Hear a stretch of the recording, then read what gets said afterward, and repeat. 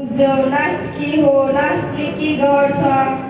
हामी लाइफमा कति आवश्यक छ भने बुझ्यौ। त्यसपछि हामी स्पेस टेक्नोलोजीको बारेमा कुरा बुझ्यौ, जहाँ सरले हामीलाई भन्नुभयो हाम्रो नेपालीको प्रथम सेटेलाइट पनि स्पेसमा रहेको छ। त्यसपछि हामी सोलर प्यानलको बारेमा बुझ्यौ, सोलर प्यानल के हो, यसले के कसरी काम गर्दछ भने बुझ्यौ र हामीले सोलर प्यानल युज गर्न के सामानहरू के आवश्यकता पर्छ त्यस सामानहरूको बारेमा बुझ्यौ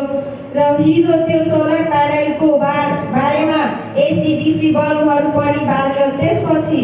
सरले हामीहरूलाई कम्प्युटर नेटवर्कको बारेमा भन्नुभयो, त्यसमा आइपी म्याक एड्रेस कम्युनिकेसन मिडियमको बारेमा बुझाउनु भयो र त्यसपछि हामी ब्याचलरपछि नास्ट